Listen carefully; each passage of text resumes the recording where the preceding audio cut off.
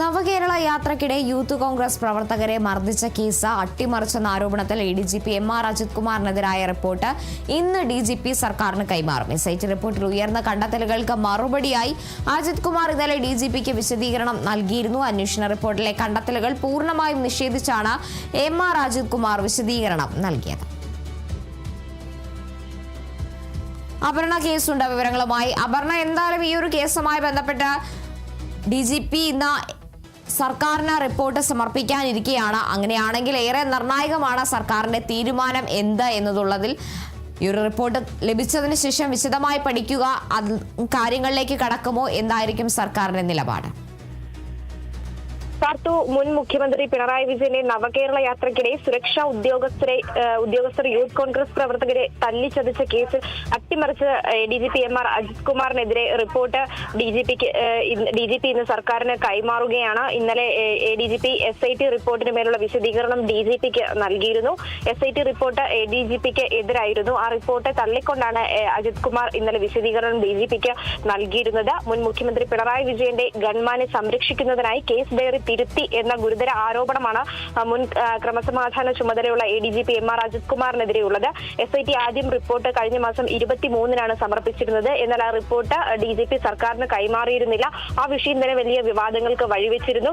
പിണറായി സർക്കാരിനെ പോലെ തന്നെ VD സതീശൻ സർക്കാരും ഇത്തരത്തിൽ അജിത് കുമാറിനെ സംരക്ഷിക്കുന്ന നിലപാടാണ് സ്വീകരിക്കുന്നത് എന്ന ഒരു ആരോപണമാണ് ഉയർന്നു വന്നിരുന്നത്. അത് കോൺഗ്രസിനുള്ളിൽ തന്നെ വലിയ വാഗ്വാദങ്ങൾക്കും ഒക്കെ തന്നെ വഴിവെച്ചിരുന്നു. കൂടാതെ തന്നെ SITയുടെ ആദ്യ റിപ്പോർട്ട് സമർപ്പിച്ചതിന് ശേഷം കൂടുതൽ വ്യക്തത തേടിക്കൊണ്ട് ഇത്തരം വിശദമായ ഒരു റിപ്പോർട്ട് സമർപ്പിക്കണമെന്ന് DGP SITയോട് ആവശ്യപ്പെടുകയായിരുന്നു. ഇതിനെ തുടർന്നാണ് ഈ മാസം 16-ന് SIT പുതുക്കിയ റിപ്പോർട്ട് DGPക്ക് കൈമാറുന്നത്. ആ റിപ്പോർട്ടിലും ഗുരുതര ആരോപണങ്ങളാണ് ഇത്തരത്തിൽ ADGP MR അജിത് കുമാറിനെതിരെ ഉണ്ടായിട്ടുള്ളത്. ഈ കേസ് ഡയറി തിരുത്തിയതുമായി ബന്ധപ്പെട്ട അജിത് കുമാറിന്റെ പങ്ക് കൂടുതൽ വെളിപ്പെടുത്തുന്ന തരത്തിലുള്ള റിപ്പോർട്ടാണ് SIT DGPക്ക് കൈമാറിയത്. എന്തായാലും അതിനെ തുടർന്ന് ഈ മാസം 17-നാണ് DGP അജിത് കുമാറിനോട് വിശദീകരണം തേടിയത്. എന്നാൽ വിശദീകരണം നൽകാൻ താൻ സ്ഥലത്തില്ല, തിരിച്ചെത്തിയതിനു ശേഷം വിശദീകരണം നൽകാമെന്നാണ് DGPയോട് പറഞ്ഞിരുന്നത്. അതിനെ തുടർന്ന് ഈ മാസം 21-ന്, അതായത് ഇന്നലെ അജിത് കുമാർ മറുപടി നൽകിയിരുന്നു. ഇതിനെ തുടർന്ന് ഇന്നലെ വൈകിട്ടാണ് ഇത്തരത്തിൽ എഴുതി DGPക്ക് ഈ വിശദീകരണം കൈമാറുന്നത്.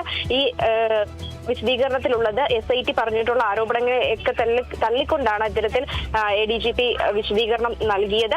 എന്തായാലും ഈ റിപ്പോർട്ട് ഇന്ന് ഈ വിശദീകരണം കൂടി ഉൾപ്പെടുത്തിയിട്ടായിരിക്കും സർക്കാരിന് കൈമാറുക. ഈ റിപ്പോർട്ട് സർക്കാരിന് കൈമാറിയതിനു ശേഷമായിരിക്കും സർക്കാർ എന്ത് നിലപാടായിരിക്കും ഈ വിഷയത്തിൽ എടുക്കുക എന്ന കാര്യത്തിൽ ഒരു തീരുമാനമുണ്ടാകുക. ഇതിൽ ADGP MR അജിത് കുമാറിന് DGP സ്ഥാനക്കയറ്റത്തിലുള്ള സ്ക്രീനിംഗ് കമ്മിറ്റി യോഗം ചേരാനായിട്ട് ഇരിക്കുകയാണ്. ഇതിന്റെ പശ്ചാത്തലത്തിൽ കൂടിയാണ് DGP ഇന്ന് റിപ്പോർട്ട് സമർപ്പിക്കുക. അപ്പോൾ എന്താകും അജിത് കുമാറിന്റെ ഭാവി എന്നുള്ള കാര്യത്തിൽ ഒരു വ്യക്തത വരേണ്ടതുണ്ട്. സർക്കാർ എന്തായിരിക്കും ഈ അജിത് കുമാറിനെതിരെ എടുക്കാൻ പോകുന്ന നടപടി എന്ന കാര്യത്തിലൊക്കെ തന്നെ വ്യക്തത വരാനുണ്ട്. എന്തായാലും ഇന്ന് DGP സർക്കാരിന് റിപ്പോർട്ട് കൈമാറുകയാണ്. വളരെ വിവാദങ്ങൾക്ക് വഴിവെച്ച ഒരു റിപ്പോർട്ട് കൂടിയാണ് DGP സർക്കാരിന് കൈമാറുന്നത്. പലതവണ ഈ ആദ്യം സമർപ്പിച്ച റിപ്പോർട്ടിന്മേൽ മാധ്യമങ്ങൾ അടക്കം പലതവണ ഇത്തരത്തിൽ ആഭ്യന്തരമന്ത്രി രമേശ് ചെന്നിത്തലയോട് ചോദിച്ചിരുന്നു എന്തുകൊണ്ടാണ് അജിത് കുമാറിനെതിരെ നടപടി എടുക്കാത്തതെന്ന്. അന്ന് പറഞ്ഞത് DGP തനിക്ക് റിപ്പോർട്ട് കൈമാറിയില്ല എന്നൊരു വിശദീകരണമാണ് ചെന്നിത്തലയുടെ അടക്കം ഭാഗത്തു നിന്നുണ്ടായത്. എന്തായാലും അതിനൊക്കെ തന്നെ ഒരു അന്ത്യം കുറിച്ചുകൊണ്ട് ഇന്ന് DGP ഈ റിപ്പോർട്ട് സമർപ്പിക്കുകയാണ്. എന്തായാലും അജിത് കുമാറിനെതിരെ എന്ത് നടപടി സ്വീകരിക്കും എന്ന നമുക്കിനി കണ്ടു തന്നെ അറിയേണ്ടി വരും. കാർത്തു, ശരി, വ്യക്തമാണ്. അപർണയാണ് വിവരങ്ങൾ നൽകിയത്.